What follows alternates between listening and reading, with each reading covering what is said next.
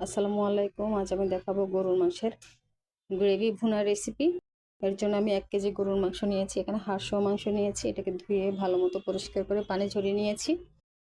এরপর দিয়ে দিচ্ছি 1 টেবিল চামচ হলুদের গুঁড়ো, 1 টেবিল চামচ মরিচ গুঁড়ো, 1 টেবিল চামচ ধনিয়া গুঁড়ো, 1 টেবিল চামচ জিরার গুঁড়ো, 1 টেবিল চামচ গরম মশলার গুঁড়ো। এটা হোমমেড গরম মশলা। এটার রেসিপিটা আমার ফেসবুক পেজ এবং ইউটিউব চ্যানেল 2 জায়গাতে আছে। দিয়ে দিলাম 1 টেবিল চামচ লবণ, 4-5টা এলাচ, 3টে তেজপাতা, 3 টুকরা দারচিনি, 1 কাপ পরিমাণ পেঁয়াজ কিউব করে কাটা।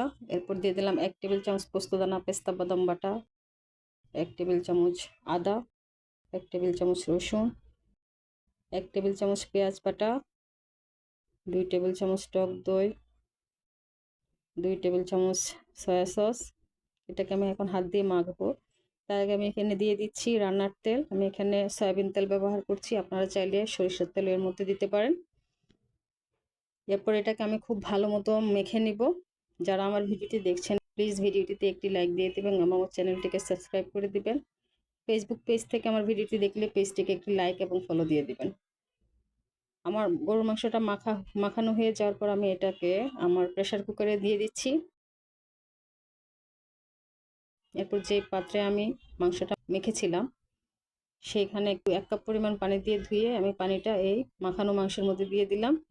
দিয়ে এখন আমি প্রেসার কুকারটাকে আটকে চুলার আঁচটা হাই রেখেই চুলায় বসিয়ে দিলাম। 4টা সিটি দিয়ে নিচ্ছি। 4টা সিটি দেওয়ার পর আমি অতিরিক্ত হাওয়াটা বের করে নিলাম। এখন চুলায় একটা ফ্রাই প্যান বসিয়ে দিচ্ছি। এর মধ্যে আমি রান্না করা মাংসটা ঢেলে নিচ্ছি। মাংসটা ঢেলে নেওয়ার পর আমি আরও 3-4 মিনিট এটাকে এখন রান্না করব। তার আগে এটাকে আমি একটু নেড়ে নিচ্ছি। জাস্ট 3-4 মিনিট রান্না করব।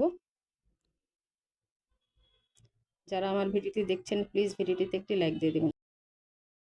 এই যে আমার রান্না শেষ হয়ে গিয়েছে। এখন আমি চুলার আঁচটা বন্ধ করে দিচ্ছি। বলক আসার পর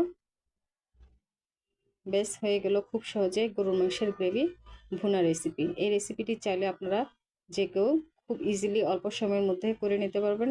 মাংসটা রান্না করতে সর্বোচ্চ 20 মিনিটের মতো সময় লাগে। অল্প সময় গরুর মাংসটা খুব সহজেই করা যায়।